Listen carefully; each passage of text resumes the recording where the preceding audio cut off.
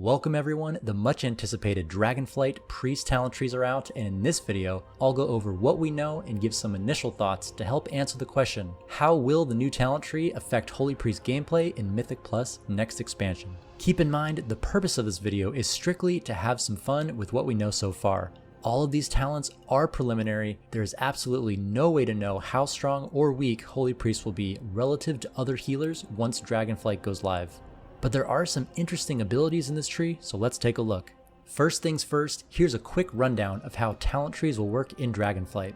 Everyone gets to spend 31 points in their class tree and 30 points in their spec talent tree. Talents will be swappable, allowing you to have loadouts for any content you do. There are also a few requirements regarding how you can spend your talent points, so you won't be able to just grab all the max level talents. First, let's talk about the DPS abilities we're getting in Dragonflight. The first things we notice on the right side of the class trees are Mind Games, Shadow Fiend, Shadowflame Prism, and Twins of the Sun Priestess.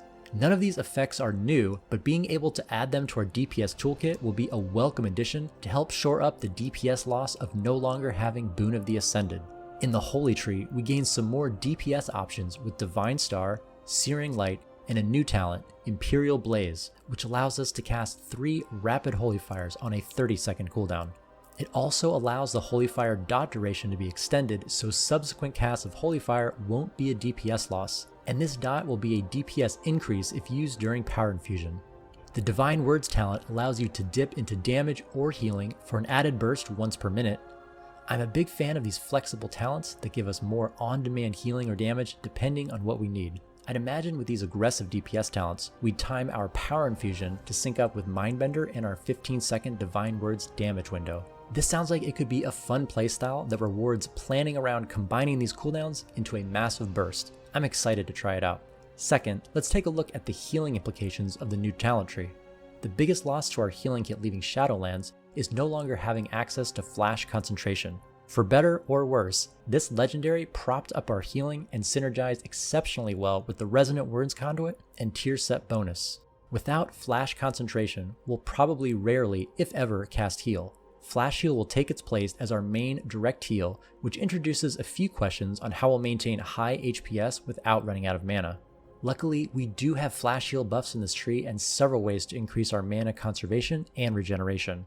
First, we keep the Resonant Words conduit in the form of a holy talent that will allow us to empower every Flash Heal following a holy word by 50%. We can also use our new Divine Words talent defensively during a large incoming damage window to reduce the mana cost and increase the effective healing of our Flash Heal for 15 seconds. Holy Conductor will increase our Surge of Light proc rate, which should help our mana issues, as well as Mindbender, which returns mana back to us for 12 seconds every minute.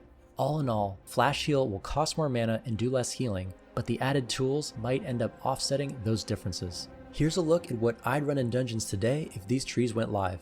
Keep in mind, I'm not saying this is the definitive best talent lineup, just that this is what I'd start with today. In the class tree, I'm mostly all in on damage and damage reduction. I put my spare point into Enlightenment for the extra 5% mana regen, mostly because I'm a little worried about not having Flash Concentration, but I can easily see this point being spent elsewhere, maybe for a utility pickup depending on the dungeon, or for focus mending. I'm not exactly sure how Shadow Mend will work under this new system. It's historically replaced Flash Heal, but appears to be a separate spell under this new design. Either way, I simply can't overlook Masochism as an incredibly strong on-demand damage reduction buff in dungeons. I'm also unsure how well the cooldown reduction on Mind Blast will work with its prohibitively expensive mana cost. So I'm not sold on the 2 points that improve Mind Blast, but I do want more Mind Blast for Shadowflame Prism. The other question I have is how worthwhile Mind Games will end up being. While it is only 1 point itself, it requires 2 points into Tithe Evasion, which are mostly wasted points. It might be possible that it's better to pick up Renew, Benediction, and both ranks of Renewed Faith for the passive Renew procs that also empower Surge of Light through Holy Conductor. There are so many synergies between talents, we'll just have to wait to try them all out. One fear I have with these talent trees is that many players will choose to go all in on player power and completely neglect their utility. You can see in this tree I'm opting out of Life Grip, Shackle Undead, and Mind Control, which have all been staples of the class for years and can be situationally very important. I would definitely pick any of these up in a dungeon where they're required, but I'm not sure everyone will, and this might lead to a very clunky pug experience in Dragonflight. In the Holy talent tree, I'm also going for an aggressive DPS build, picking up Imperial Blaze and Divine Words. I'd like to pick up the second rank of Holy Oration, but I'm not sure what I'd give up for it. It also remains to be seen if Binding Heal will be worth the pickup or not. Historically, this talent has oscillated between being completely overpowered and completely worthless, all depending on its tuning. If it is tuned well and Flash Heal is prohibitively expensive to cast on sustained AoE damage fights, Binding Heal might be a reasonable option to keep your party fully healed. Another option could be the return of Prayer of Healing now that Prayer Circle is so easy to access. All of these decisions will be based on numbers tuning as we get closer to release. Looking over my talent choices here, I can already think of several reasons to change them up, which I think is a good sign for the new system.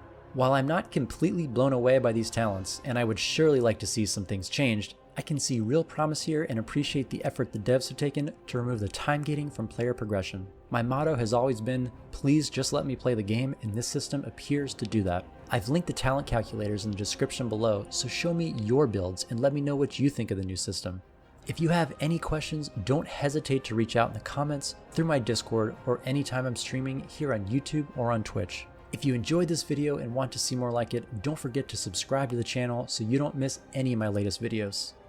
As always, thanks for watching, and I'll see you next time.